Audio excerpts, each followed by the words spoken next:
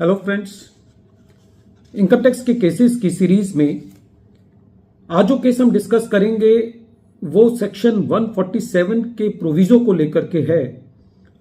Section 147 का proviso जो कि 1 अप्रैल 2021 से पहले था, वो ये कहता है कि यदि एसएससी की असेसमेंट सेक्शन 143 सबसेक्शन 3 के अंदर हो चुकी है और असेसिंग ऑफिसर 4 साल बाद उस असेसमेंट को दोबारा सेक्शन 147 के अंदर, उस साल को दोबारा सेक्शन 147 के अंदर असेस करना चाहता है, तो यह असेसिंग ऑफिसर के लिए अनिवार्य है कि असेसिंग ऑफिसर अपने रीजंस के अंदर यह बताए कि असेसी ने अपनी ओरिजिनल असेसमेंट के अंदर क्या असेसिंग ऑफिसर को नहीं बताया था जिसकी वजह से असेसी की इनकम एस्केप होने से रह गई।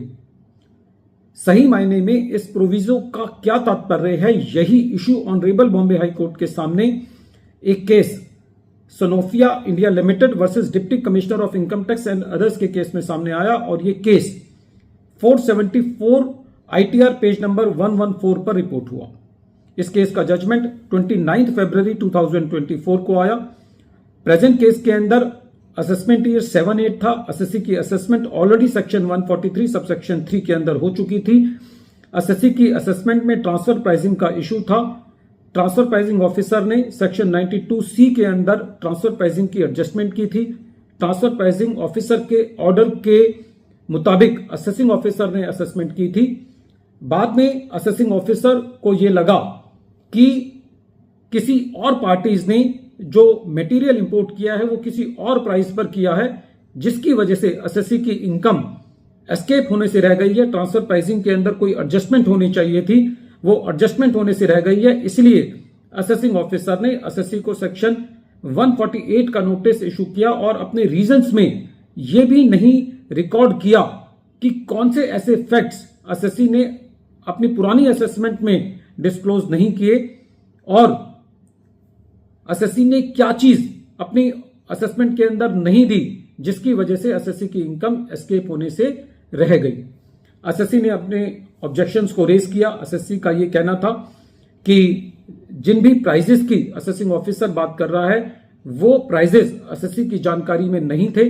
जब कोई चीज एसएससी की जानकारी में ही नहीं है उसकी असेसमेंट के दौरान और ना ही असेसिंग ऑफिसर ने अपने रीजंस में यह बताया कि ये प्राइजेस की जानकारी एसएससी को थी, तो ऐसे केस में जब तक वो रीजंस इस चीज को एलिज नहीं कर रहे कि एसएससी को उन प्राइजेस की जानकारी थी, तो एसएससी उन प्राइजेस के बारे में अपनी ओरिजिनल असेसमेंट में कैसे बताता, ये एसएससी का ऑब्जेक्शन था जिसको असेसिंग ऑफिसर ने रिजेक्ट किया।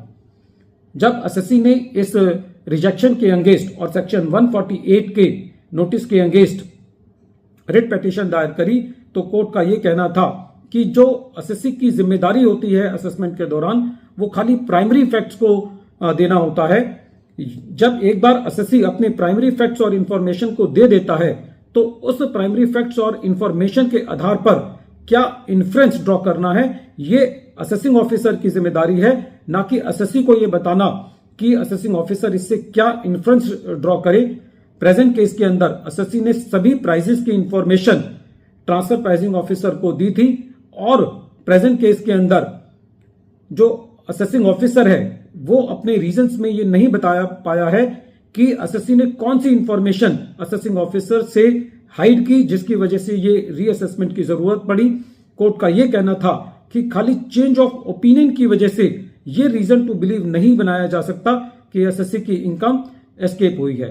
कोर्ट का यह भी कहना था कि असेसिंग ऑफिसर ने कहीं पे भी यह भी एलिज नहीं किया है कि एसएससी को उन प्राइजेस के बारे में जानकारी थी जिन प्राइजेस पर थर्ड पार्टी ने इंपोर्ट किया है। तो ऐसे केस में एसएससी से के ऊपर यह कैसे एलिज किया जा सकता है कि एसएससी ने उन प्राइजेस को असेसिंग ऑफिसर से या ट्रांसफर प्राइसिंग ऑफिसर से अपनी ओरिजिनल असेसमेंट के दौरान उसको हाइड किया या उसको डिस्क्लोज नहीं किया। तो ऐसे केस में प्रोविजो टू सेक्शन 147 अट्रैक्ट होता है और प्रेजेंट फैक्ट्स एंड सर्कमस्टांसेस में ये नोटिस लायबल टू बी क्वेश्ड है। बॉम्बे हाई कोर्ट ने प्रेजेंट केस में Calcutta discount company limited versus income tax officer जो कि 1961 का केस है और जो 41 ITR पेज नंबर 191 पर रिपोर्ट हुआ है, उस पर रिलाई किया। वीडियो के अंत में एक बार फिर मैं केस का नाम रिपीट कर रहा हूं। केस का नाम है Sanofi India Limited versus deputy commissioner of income tax and others, और ये केस 474 ITR पेज नंबर 114 पर रिपोर्ट हुआ और इस केस का जजमेंट 29 फरवरी 2024 को आया। Thank you friends.